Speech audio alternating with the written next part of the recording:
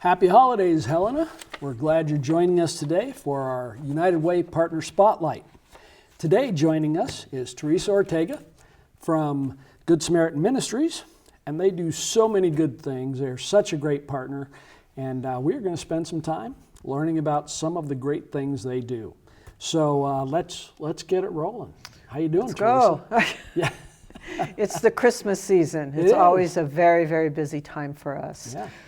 Tis the season to be helpful, right? Yep. Yeah. Yep. All right. Well, let's talk.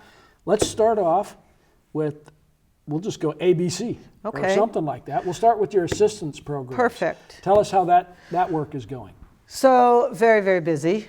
First of all, something at Christmas time that comes out through that office is our Adopt a Family program. Oh, right. And we have 11 families and 11 adopters. We just perfect. put that up today, so if anyone would like to adopt a family, I'm sure we can find a family in need. Mm-hmm. It can be kind of a personal adoption type thing. I know my husband was a single parent for many, many years, and so for the last several years we've done it, he's always said, get a single mom or a single dad.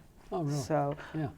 We got it. So if a family is in need, can they still contact your office? Give us a call. Okay. Give us a call, I can say the email number for that directly to go. Would that be okay? Sure. So if it's if you're interested, email Catherine, Kathryn, at goodsamministries.org. Okay. And those two M's are in there. Good Sam Ministries. Yes, it's very confusing. And tell me, because I have not participated in this, but do the families remain anonymous, or does the adopted family, they kind of build a relationship and help them out? How does that Most work? of them like to remain anonymous. Yeah. I know we do.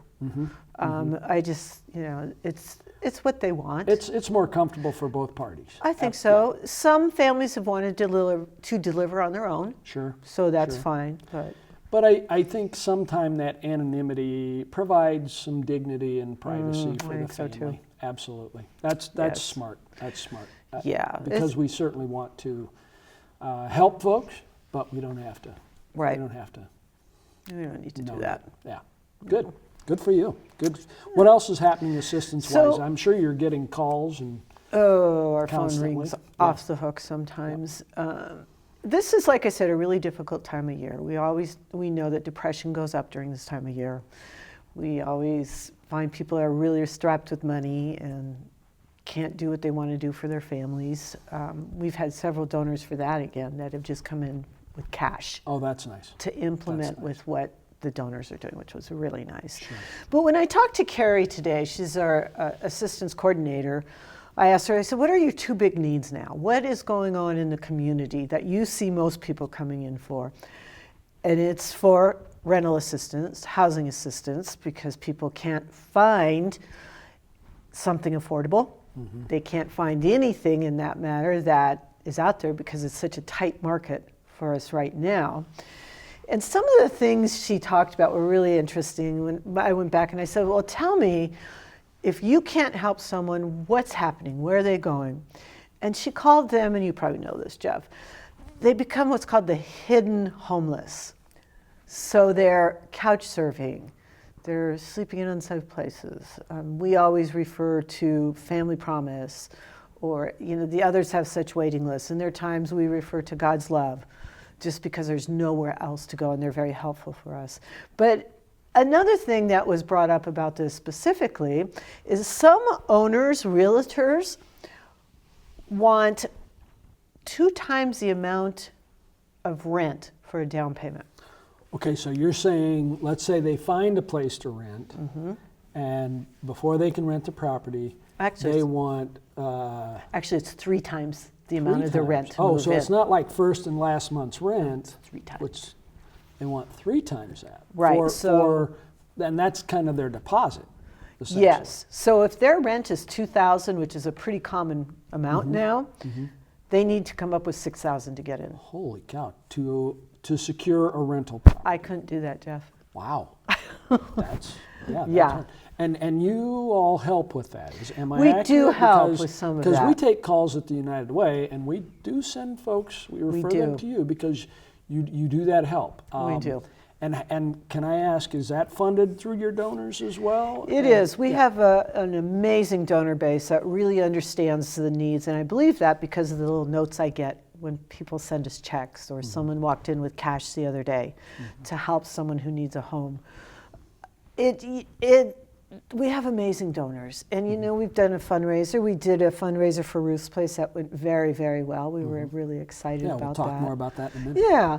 So, you know, it's just they have nowhere to go. And they'll couch surf, getting back to that. Or they get in, Carrie says the news thing is that families are doubling up. Oh, sure. So, Yeah. and that was news to me. I didn't realize that. And there's some that move into trailers or RVs.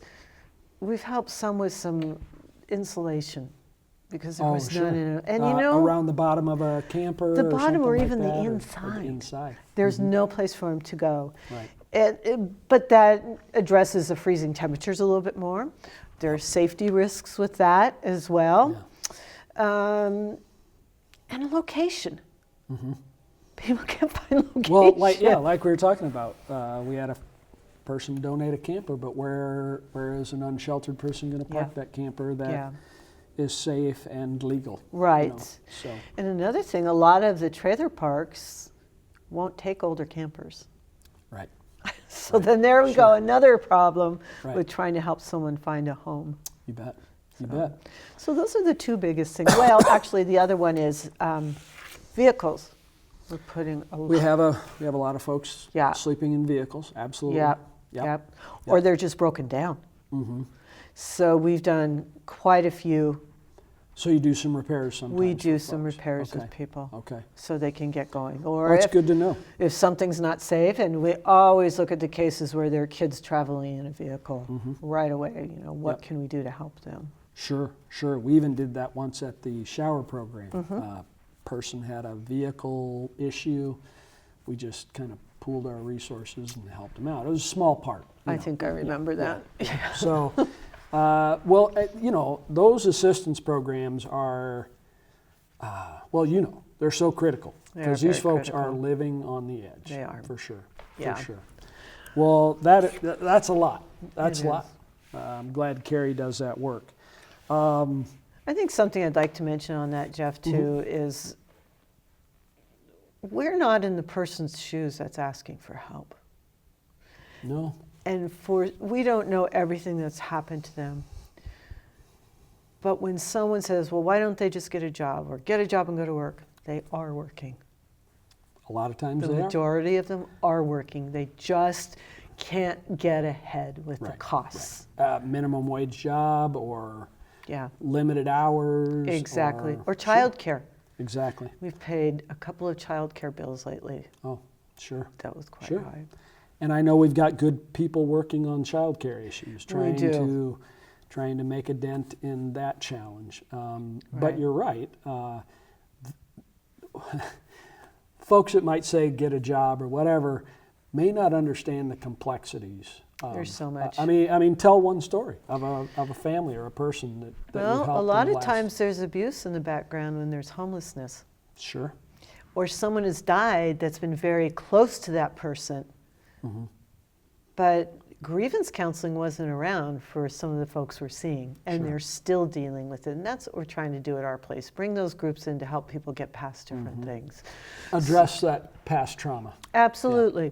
There's past trauma, there's, so many things. And what we find is once someone can get into a group and start talking about it, wherever it may be, they start dealing with it. But when you're in crisis mode and trying to survive every night, there's no time to do that. Well, and my experience has been folks will, if they're asking for help, that's hard. Yes, to it do. is. And they may sweep some things under the rug because they don't want you to see all their dirty laundry. Absolutely. And as a result, you may not get the whole story, but I know your staff, they're compassionate, they walk with these people, and sometimes they learn more They do. backstory. after they build that relationship, you know, Carrie in her office sitting down, Ryan on the streets, walking down the streets with people and talking to them, Yep. that relationship builds and things start coming out. So that's easier for him to say, okay. Yeah. Or Carrie saying, this is the direction we need to go. Sure. So. Sure. Well, good for you. Good for you. A lot of good assistance, and especially this time of year. You're right. Oh, absolutely. Let's talk for a minute about our place. I know that Well. there's some things coming in the future. Yeah. Our place has been a mild trip, I might say. It's been difficult. But you know, things happen for reasons. I'm a true believer in that. And business is business. I will never discount that. Sure. But at the same time, we are actually looking for a place again because maybe on my inability to think something through or lack of knowledge on construction and building, we cannot be in the building while they're remodeling. I thought they were going to do one side and we would do the other. So we are looking at places. I mean, So you're looking for like a temporary or even yeah, about permanent 4 one, or- months, we're thinking. Okay. So it's, you know, it's just, it's the same thing. And it's so heartbreaking to me because it's, no, we don't want them here. No, we don't want you around. And that's what's been said. So what we're going to do at this point, unless something comes up or someone has, we don't need a huge space, a space that we could use for that amount of time. Sure. We're cleaning a room out in the back of Good Sam's. And it'll have its own entrance. It has bathrooms. Is it the ideal place? No. Sure. But what are our options? We can't just stop doing it. Yeah. So we have to make something work. And you also have a van these days. We which, do. Which could help transport It'll folks. help a lot. And you know, so if they're there at Good Sam's, you know, maybe if there's a nice day, and we've done this before with the groups down there, you know, they've gone out to Spring Meadow or they've gone to a park and done their groups or sat and talked. And, you know, it's easier to take your laptop now and continue working with folks. Sure, right? So Absolutely. I'm sure we can we'll be mobile. You can be mobile. Yep. We're very mobile. Well, and this necessitates some creativity on your part, Yeah. for sure. Some Yeah. flexibility and some creativity. Yeah. And I'm sure you're working with your staff to think all this through. And Staff are and, great. And they're so yeah. accepting. Yeah. They really are. There's not been a complaint about it. So, you know, our staff and our volunteers understand what we do. And do you have a firm, what do I call it, move-out date? On We the- need to be on out the by gulch? January 1st. Okay. Yeah. Okay. As soon as that room gets cleaned out, we're probably going to start packing at our place and sure. get out of there Sure. as soon as we can. Before the end of the year. Yep. Yep. Okay. Great. Need volunteers for that? I always need volunteers. Okay. Okay. You know, if you're interested, just give me a call at the store. Okay. And we'll see what we can get some help with or help. Well, that's great. Yes, challenging, but you know, we'll get through it, right? You know, I used to say, what I do, I sleep very well at night. I haven't been sleeping very well because I've been so worried about our folks at our place. Well, this is a significant transition. It is. For sure. It is for huge. Sure. But we adjust. They'll adjust. We'll get there. Yeah. You know, Yep. maybe someone will decide to go to work once they're down there to see what goes on. Sure. All right, well, let's wrap up with some thoughts on the Ruth's Place project. Yeah. How is Ruth's Place coming along? It is coming along. Finally, we actually did pretty good when we got to the building department on what we needed to relook at, or Renee from Family Promise looked at. I mean, there were a few small things that she took care of, and it went pretty smoothly. It says, you know, everything's a process, and it takes time. And in case someone doesn't know the background, tell us what Ruth's Place is and what the plan is. Well, Ruth's Place, and thank you for coming up with the name. I just love the name. Sure. It's an overnight shelter for women and women with children. Okay. We're seeing those numbers climb. So if someone comes in with a child or two or a baby, we won't turn them away. We have a separate room for a family that will be installed. Okay. So that person will stay the night, and in the morning we'll talk to this person, try and move them a little bit out of crisis mode. It's not a stiff number of how many days can people stay. It's more on what the person is able to do next and think it out. So with that, we'll refer to Family Promise too. Yep. because they take that. I just heard of another agency that's working with families, Amy's Mess. Okay. So I want to get a hold of her and see what we can do together, the three of us. But also start putting people on waiting lists and great. put people on the housing list and see what we can get done. So that's that. And I think in the evening, it's going to be a great time to just sit and talk. Sure. What's going on? Sure. It's going to be a beautiful building. It'll be almost a continuation of our place in terms of processing and Absolutely. working through folks' issues. Yes. Yes. It's going to work out well. We're That's both great. very excited. That's great. And remind me the location. So it is on Logan, which is off Montana behind Taco Bell.